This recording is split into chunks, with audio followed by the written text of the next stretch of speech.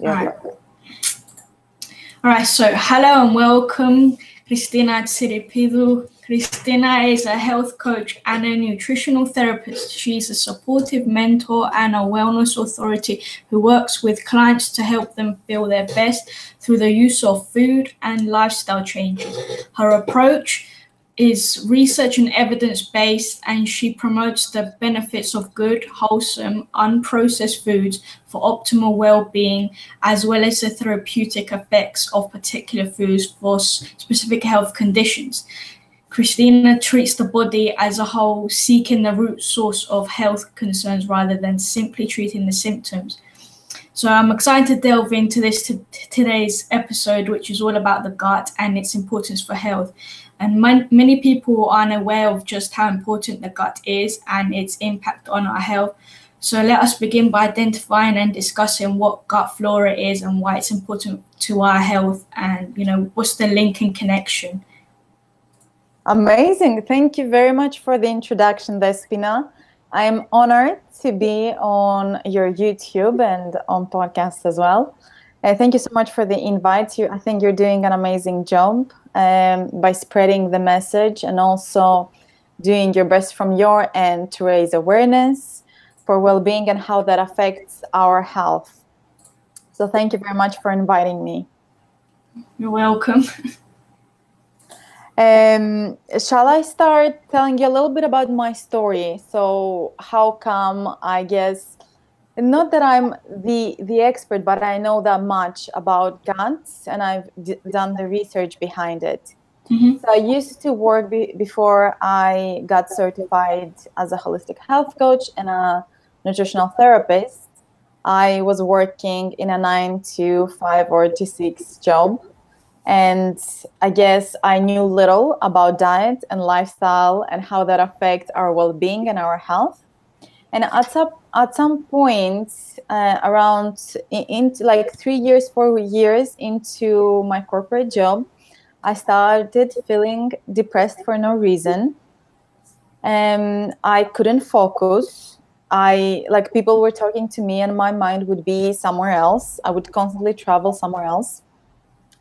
I would forget things. I think this struck me the most. I would just forget things. And I think the one thing that scared me the most is my eyesight was getting worse and worse and worse. And I got short-sighted at the point where I couldn't see anything beside that point. Like, you need to be on my face for me to be able to see. And so I said, you know what, enough is enough. I'm 20, I was in my late 20s back then. I was in my late 20s. And my dad, who is in his late 50s, he's much healthier than I am. His memory was like, he could remember things much easier than I did. He wasn't wearing glasses, which I thought that was impressive. And I said, how come this person who is 30 years older than I am, and he's much healthier than I am? And so that, I guess, ignited my search into understanding what exactly was going on. And a lot of my research showed me that, yes, nutrition was a big part of it. Yes, lifestyle was a big part of it. But I also realized that because of what I was eating, because of what I was adding, the stress, which is considered toxin, they are all affected my gut. And so as a result, I was feeling depressed because gut also affects the brain. And so our happy hormones, like serotonin, 95% of serotonin, which is the happy hormone, lives in the gut.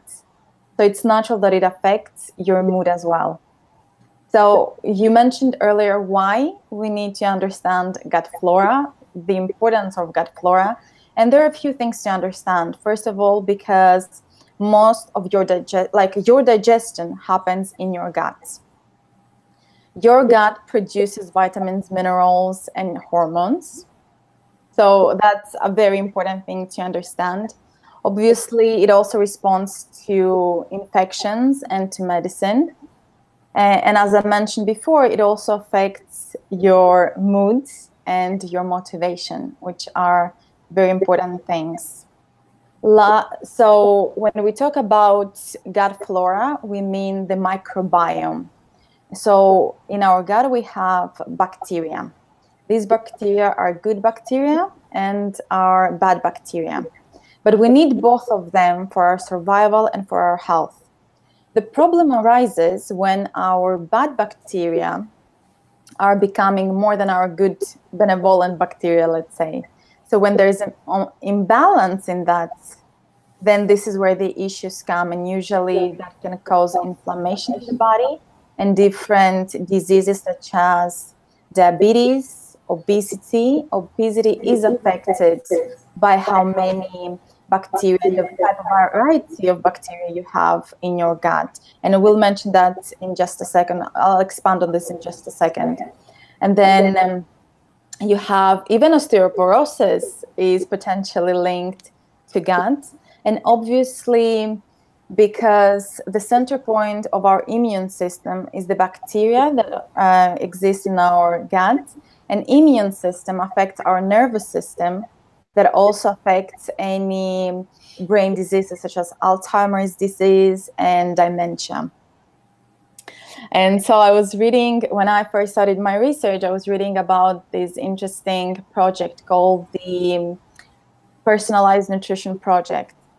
And they found out that the gut, that the state of our gut, so the type of bacteria we have in our gut, affected how we responded to certain foods.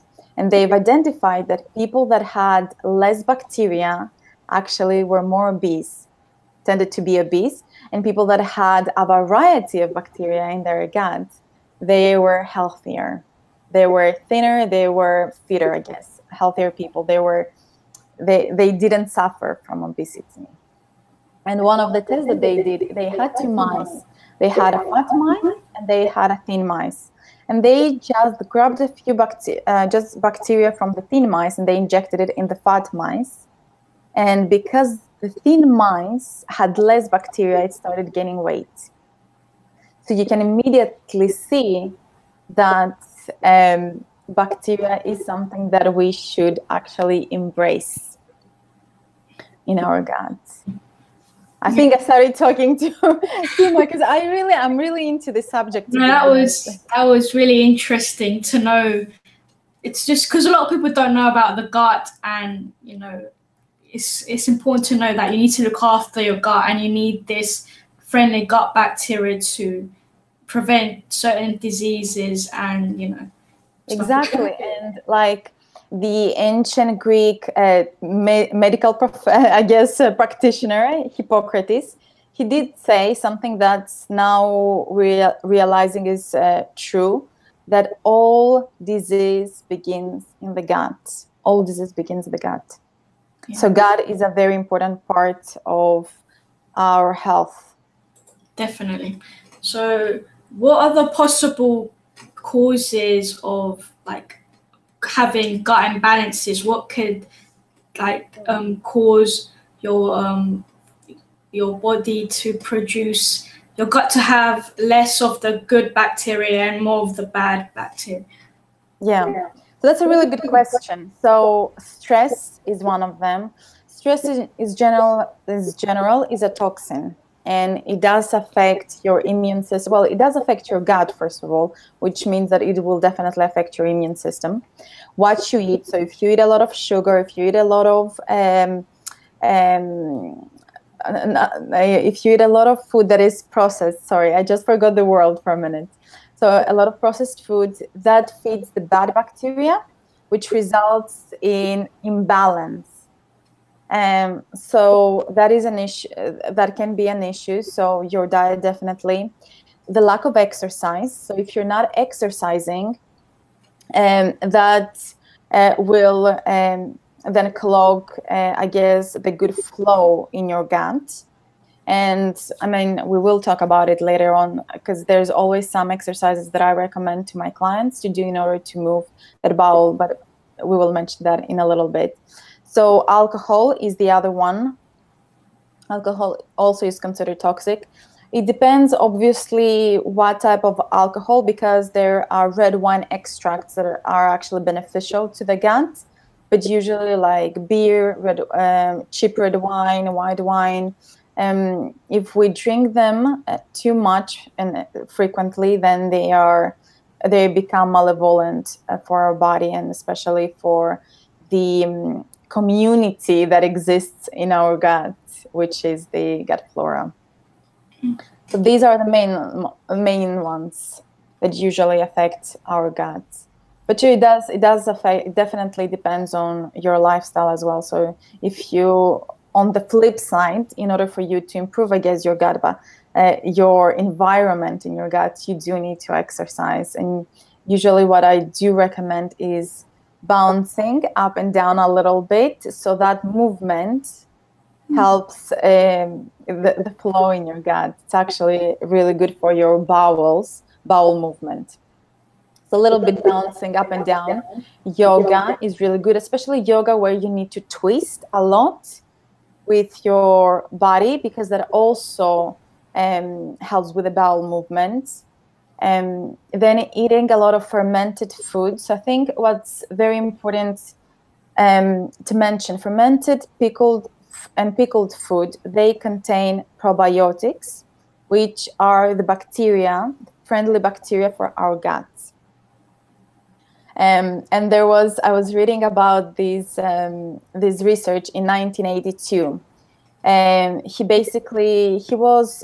was based in Paris at the time, and there was cholera. It was a cholera disease at the time, and so he wanted to understand what was happening, what was going on, and so he drank a broth of cholera, but he didn't get sick. So he said, "Okay, what's going on now?" So he said he asked another scientist to do so, and nothing happened to the other scientist either. And then he asked the third scientist, and then the third scientist nearly died. He got really sick. And so based on his research, he identified that the bacteria in your body, the type of bacteria you have in your body, affects how you will respond to disease. And so you need to have that variety. And he was studying, after that, he started studying, obviously, longevity. And he identified that in the Eastern Europe, people were drinking fermented milk every day. And he said, I think that's, it's like, he was very convinced that that was the reason why they lived so long. And so he was drinking that every day, and he managed to live until he's 71 years old, while the average lifespan at the time was 40. So that was quite impressive. So he had increased his lifespan by 30 years at that time. Wow. So drink fermented milk if you want to live long, for sure. Another thing that I do when I start usually working with clients, another thing that I highly, highly recommend is drinking bone broth or vegetable broth or bone broth. It's super beneficial for your gut bacteria. It feeds it. So definitely included. There's also, you can find bone broth powders, protein powders. So if you're exercising, if you are thinking of buying protein powder, definitely buy bone broth powder. Like, I highly recommend it, because then you will have the benefits of the bone broth and also the protein that you need, because bone broth contains protein anyway. It contains collagen, and collagen exists in our hair, in our eyes, in our skin, everywhere. So yeah, and probably you'll see some benefits to you'll see yourself more radiant. I would think so, more radiant, more lively. You'll see yourself happier. So definitely bone broth is something that I do recommend. So I think we mentioned bone broth, fermented food, lots of vegetables, lots of fresh vegetables, especially green vegetables. That's really, really good. I'm trying to think, hydration. So keeping yourself hydrated. I just saw you drinking a glass of water. Yes, you do well. That's what you should do. Keep yourself hydrated throughout. I think I'll do the same. Sorry. You know, when talking about health, usually and you say, you know what, oh, I need to do that too. So you usually do that at the time. Yeah. About practicing what we preach. Exactly. We do it, when we're going to do it. Absolutely, absolutely. So keep yourself hydrating, because whenever we eat something, our body needs to make it water in order to be able to process it properly. So that's why keeping hydration doesn't mean only drinking water. Like, it can mean eating food like fresh vegetables, fruit. They're full of water anyway. So if you eat those, you will get the hydration that you need. Yeah. I think the one thing that not a lot of people think is eating food that has been slow cooked, or something like slow cooked. Like, for example, I don't have a slow cooker, but I do usually put my food once a week or twice a week. I do cook something that will take like 1.5 hours to 2 hours to cook. And the reason is because by putting all these vegetables in, or whatever you want, especially if you have a slow cooker and you put everything in, like meat, like vegetables, whatever you put in, and you leave it to cook for 1.5 hours or 2 hours, that blends and becomes one. And usually it's very easy when you eat it. It's very easy to digest, so it's not very heavy for a system. Like bread, for example, some grains, they are for our body to digest it. It's a bit of a struggle.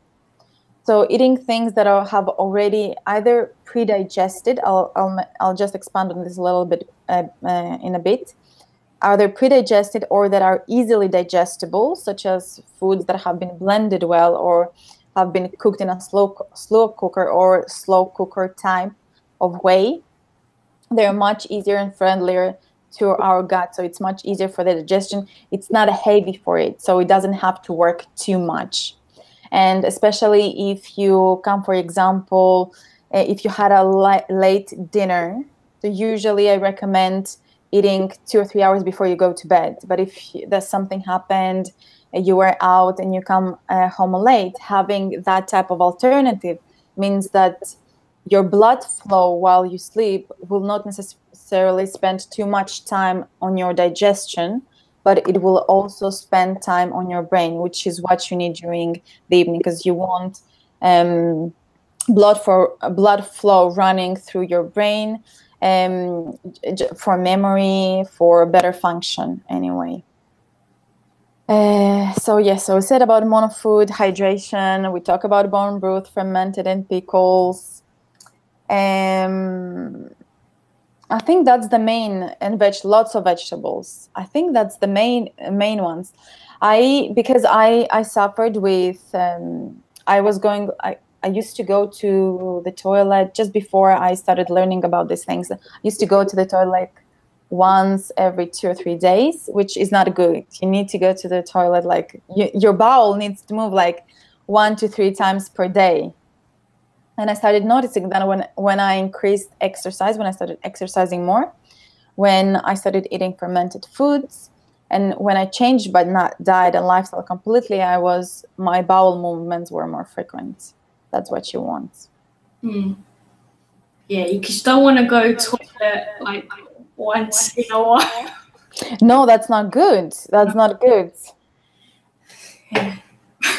But if people do suffer, I mean, there are people that have a lot of toxins in their intestines. So going and do a colon cleanse would also be ideal.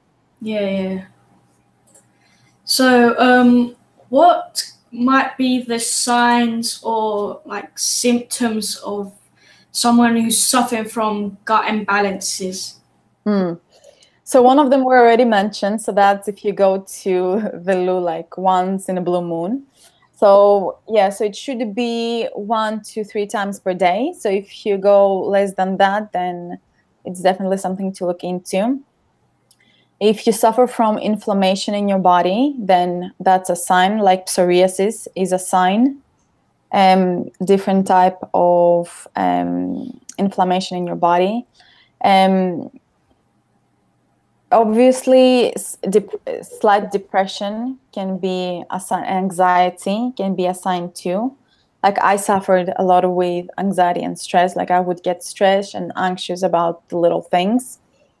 Not to a degree that I've heard other people that actually have been, I guess, diagnosed with anxiety. But I did see that compared to other people, like my friends, I was a little bit more stressed. I would even work at the weekend to make sure that I feel a little bit better during the week. So things like that, especially if you have light depression, if you start thinking about, like, for example, why am I here? Things like that. What's my purpose? Then maybe you need to look into actually what you're consuming. Because it might be because you have all these, especially if it's like a lot of negative thoughts. If you're a little bit more like aggressive, that can also be as a result of what you eat. A great example is actually, I heard this from, hopefully I'll say his name correctly, Dr. Rueri Robertson. And he said that if you inject a mice with a bacteria called Toxoplasma gondii, the mice stops fearing the cat and actually becomes attracted to the cat. And so his conclusion was like, you need, like, bacteria is very important. It does affect actually how we think and how we behave. So it's that important. So those can be leaky gut syndrome can be a result. Sometimes I do think that PCOS might be also one of the symptoms of an imbalance in your gut. Obviously, most of the diseases come from your gut. There are some health conditions such as Alzheimer's and dementia that are obviously they've been. If you have those type of diseases, probably there was some toxic aggregation before that was showed. But very quickly, the few things that you can see is mainly if you feel like you have a light depression, if you feel like you behave strangely, like you know yourself much better, if you have symptoms of inflammation, psoriasis, your bowel movement, like watch your bowel movement. I think that's the best way to see it if something's wrong. But yeah, with PCOS, there's like a connection with the gut. And obviously another thing is many women with PCOS take birth control pill, and the birth control pill completely messes up with your gut and like gets rid of the good bacteria. So that's something else, as well as antibiotics and stuff like that. Yeah, if you take antibiotics, that actually prevents that's actually not very beneficial. So if you can avoid antibiotics, then do that. I mean, you can follow the scientist route of to longevity, which is drinking 1 glass of fermented milk per day, and you should be good. If like I was really lucky because when I was young, I was born in Ukraine, and in Ukraine you would eat a lot of fermented foods, a lot of sauerkraut, a lot of pickles.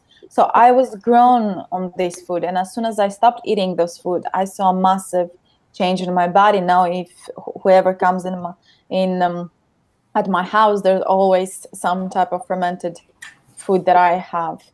I do appreciate it because I have seen the impact on myself. Yeah, so. Yeah, that I recently started taking like eating fermented foods. I generally just drink like kombucha. I've noticed the difference with drinking that. I never thought I'd like it because you think it's just like brewed tea or fermented tea with like all this sugar, and you think it's bad because it's made with a lot of sugar, obviously. Yeah. Like the yeast to for it to become fermented.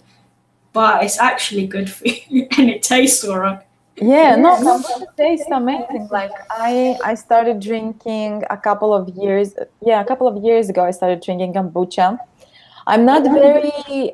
That's not my preferred way for probiotics.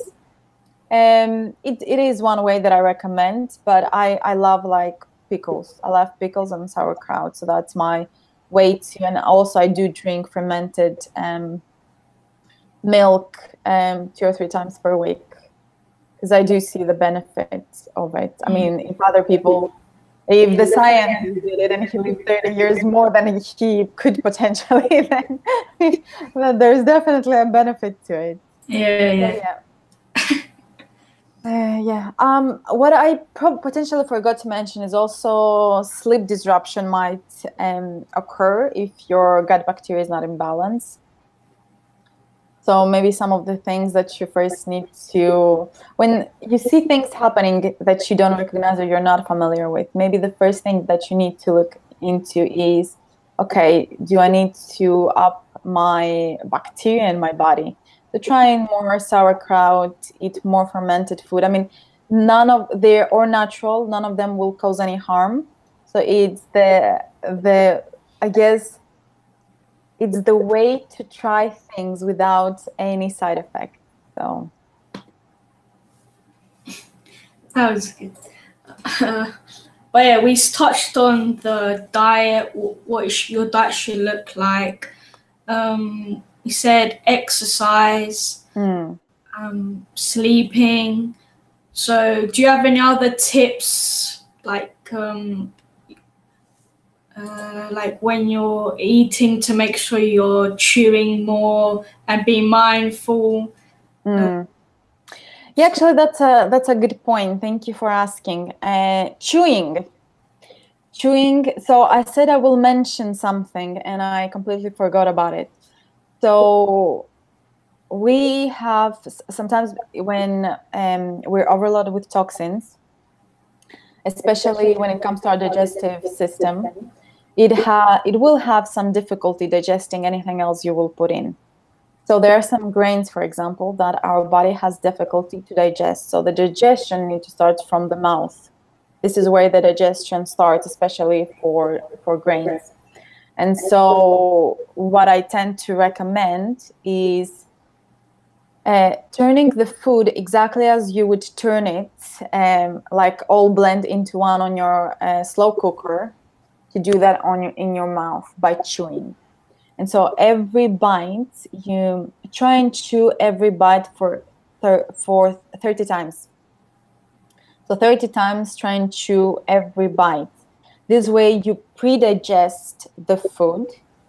And then when it goes through your digestive tract, it's much easier to move through it. It will be much easier for it to move through it. And then obviously you'll still have a good bowel movement.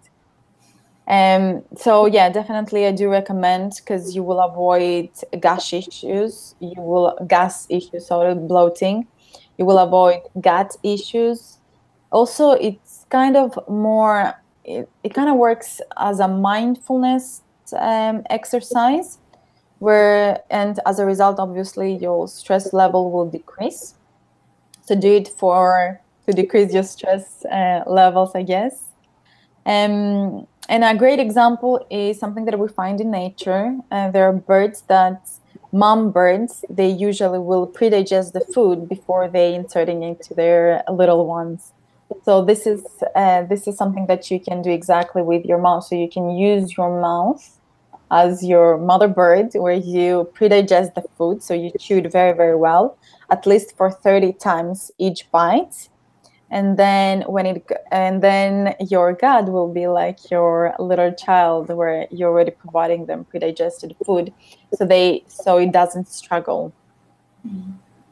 Yeah, I think a lot of people might have digestive problems because we're living in this fast-paced environment. Everyone's just eating so quickly, trying to get their food down so they can move on.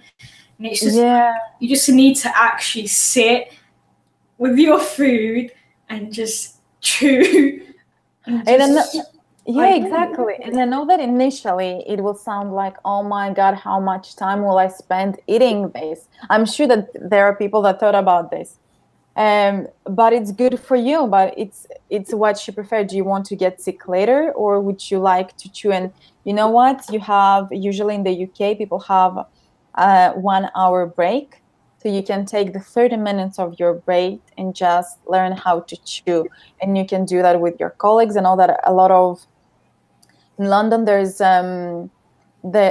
the health craze, which I'm really glad about. People are trying to be healthy. So if you're explaining what you're trying to do, I think you will motivate other people to do the same too, or they will just be understanding of what you're trying to achieve.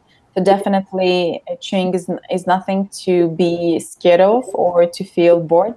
It's just an exercise that you do, and do it as an experiment and see how you will feel. Because also chewing releases saliva and sends much quicker messages to your brain that you're full. So your food sizes also will decrease, which means that you will eat less. So if you want to lose some weight, you will be able to shed off some. Yeah, that's true. Because when you're just sitting there chewing, it just makes you eat less because you're not there's less time like where you're not, because if you're eating really quickly you don't realize that you've eaten anything, but when you're sitting there actually being present, you spend longer and you're just like, okay, now I'm full. Instead of shoveling it down your mouth in like 5 minutes, you don't realize anything. And then you're going to be like, okay, I finished, but I'm still hungry. Yeah. Yeah, absolutely. So digesting the food is really important. It's very important. It takes less when you slow cook food or cook like a slow cooker anyway. Food, there tends to be not so much to chew, so it's much easier for it to go down and get digested. But when you eat grains, because we are in a society where grains are everywhere, we eat grains, and I'm not saying that grains are not good. Obviously, some people react better to them than others. But especially when you eat grains, it's better to pre-digest them, so chew them properly before you swallow them. Yeah. What would you say, because recently I've noticed this, but other people that I've seen on social media, and they notice when they kind of cut out vegetables and certain carbs like beans, their bloating goes down. What do you think? Why do you think this is happening? I know it's because of the fiber intake, but like. Yeah. I have heard that too. I guess it's how your body responds to it. I also get bloated when I eat beans. They do have, I don't think fiber is an issue. I think it's just again, if you chew your food a little bit better, it might be much better. So if you consume it quicker, I mean, do the test and see. Maybe by pre-digesting the beans, you will respond much better to them. But I have heard instances, and not all of my clients eat beans, for example, because some people don't react well to them. Mm-hmm. Yeah, it's true. I mean, it's all individualized. Everyone's different, so you have to experiment, find out what works for you. Yeah, exactly. And there are people like I work with a doctor actually, and he says the same thing. Like he loves vegetables, but his body does not react properly to those vegetables. So he gets gases, and he says it's quite embarrassing actually. So he just avoids those type of vegetables. Yeah, because I have the same thing. So I think it's certain vegetables, but I get so bloated to the point I look pregnant. I can't breathe. I struggle to breathe, and it's just painful. So I've sort of cut certain vegetables, and then eventually I might try and reintroduce and see the differences. But so which vegetables have you seen the biggest that affect you the most? I think it's like butternut squash, asparagus, and generally all the beans. And I love beans. Yeah, and especially if you, well. yeah. And asparagus, I mean, like, I love asparagus. I could not imagine myself not eating asparagus, to be honest. Okay, it might be the fiber or just the specific bean that actually affects you. You can do a test if you want to. You can get like a glucometer. Just check how your body responds to those foods. Yeah, because like often what they say is just try and eliminate for a month or so or something, and then like reintroduce as well and just see what happens. Yeah. Yeah, so you can do the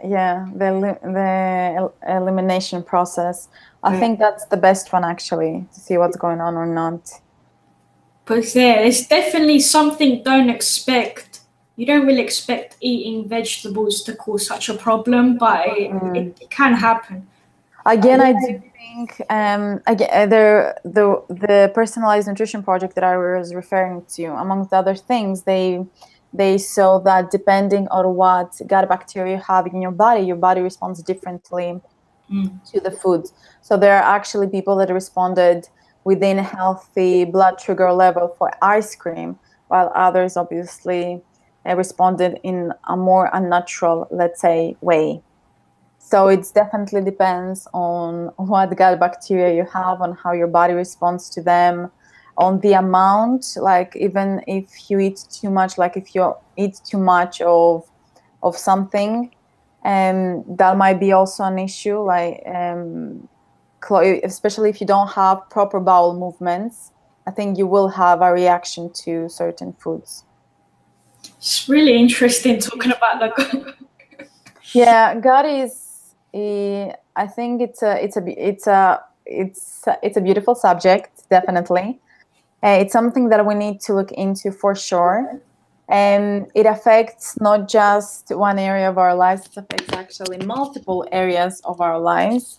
It affects our moods. I think that's the most important one. It affects how we feel.